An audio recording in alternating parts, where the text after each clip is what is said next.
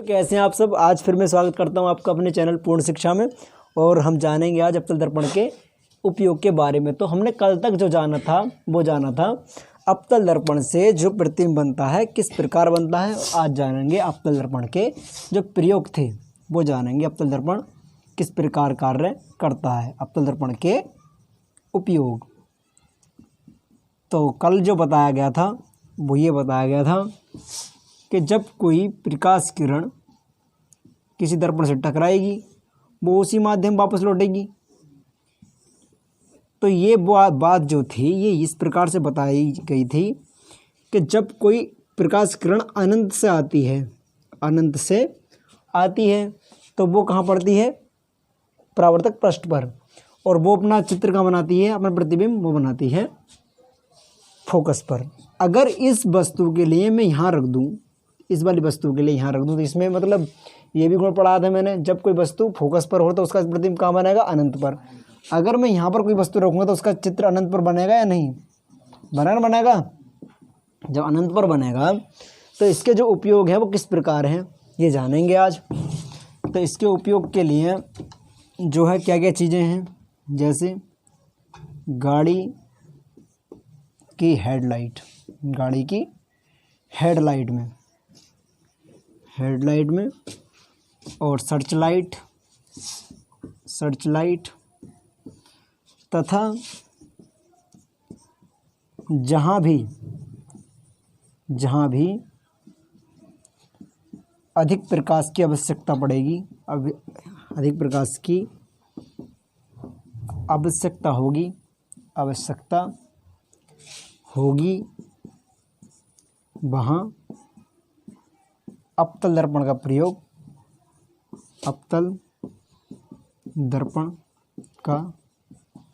प्रयोग किया जाता है।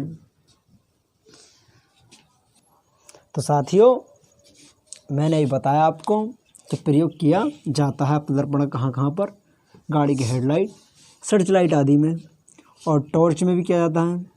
अब अधिकांश आपने देखा होगा कि गाड़ियों की जो लाइट होती है, जो बल्ब लगा होता है उसके अंदर, वो यहाँ पर लगा होता है इस प्रकार से। और ये सारी लाइट कैसी होती है, चमकदार होती है। ये वाला सिरा कैसा होता है, चमकदार, पीछे का सिरा पॉलिश हुआ होता है। जब ये प्रकाश किरण इससे टकराएगी तो अनंत तक जाती हैं। तो ये इस प्रकार से कार्य करती हैं। समझे। तो अवतल दर्पण का उपयोग हम सिंपली समझ गए होंगे।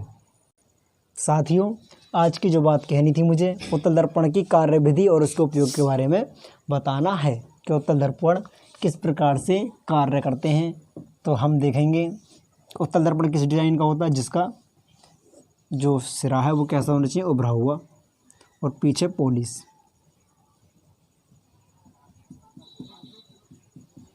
तो अवतल दर्पण में क्या होता है, जब कोई प्रकाश किरण इसके परावर्तक पृष्ठ टकराएगी तो ये वापस लौटेगी, ये वापस लौट जाएगी। और ये कहीं पर भी नहीं मिलेंगी, ये कहीं पर नहीं मिल रही, देख रहे हैं आप, ये कहीं पर भी नहीं मिल रही। तो मैं इसे कैसे करेंगे, हम इसे आभासी रूप से पीछे की ओर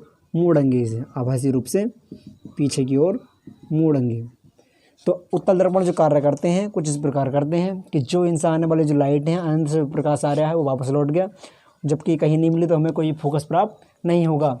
और जब हम इसे आभासी रूप से मोड़ेंगे तो इसका फोकस कहाँ बनेगा, दर्पण के पीछे।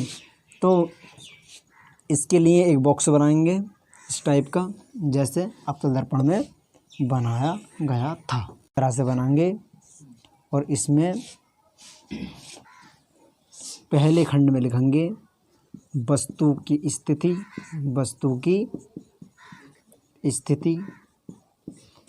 दूसरी बात प्रतिबिंब की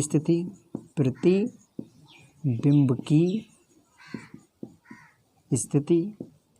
नंबर 3 बात लिखेंगे प्रतिबिंब का आकार।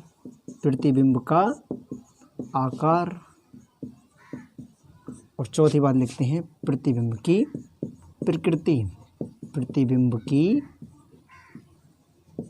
प्रकृति के बारे में बात करेंगे।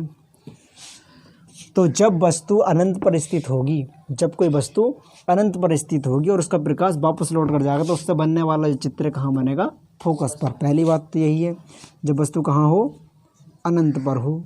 कहाँ हो, अनंत पर, तो क्या बनती है, फोकस पर, फोकस पर बनेगी। और प्रतिबिंब का आकार कैसा होगा, बिंदु के आकार का, कैसा, बिंदु के आकार का और छोटा।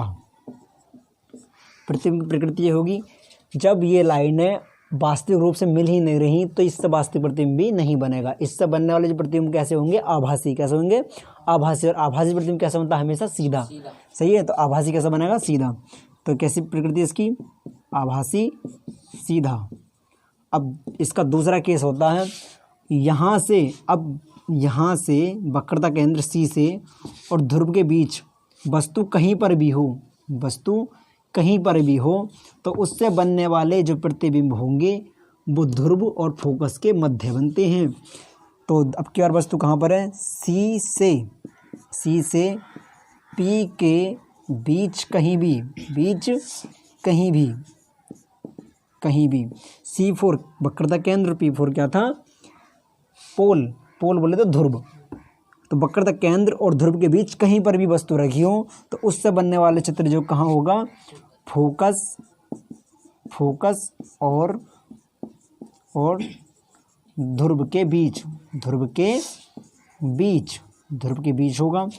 और बिंदु का मतलब प्रतिबिंब का आकार कैसा होगा, हमेशा वस्तु से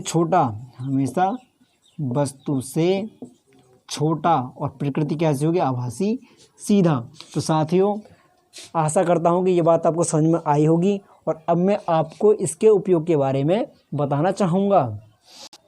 तो साथियों, उपयोग के बारे में अगर हम इसकी बात करें तो उपयोग किस प्रकार इसके हम फाइंड आउट करें, तो इस बात को हम थोड़ा अपना दिमाग खर्च करें। अगर हम कोई अपने लिए दर्पण का प्रयोग कर रहे हैं, तो क्या हम अपना चेहरा देखने के लिए इस प्रकार का दर्पण चाहेंगे कि उसमें बनने वाला जो प्रतिबिंब है, जो हमारी आकृति बने वो उल्टी बने, नहीं चाहेंगे ना। तो इसमें जो उपयोग किया जाता है, इसका उपयोग कहाँ किया जाता है, क्योंकि इससे बनने वाली प्रतिबिंब कैसा होता है, हमेशा आभासी, सीधा। आभासी होगा, वास्तव में हमारा आभास होगा, लेकिन वो हकीकत में होगा कैसे, सीधा होगा, जैसे हमें उसी रूप से दिखाई देगा, ना कि हमारा सिर नीचे और टांगें ऊपर जैसा दिखाई देगा। इसका उपयोग किया जाता है कि इसका उपयोग गाड़ी के पश्च भाग को देखने में, गाड़ी के पीछे का जो दृश्य है हम उसे देखना चाहते हैं तो किसका उपयोग करेंगे, उत्तल दर्पण का उपयोग करेंगे।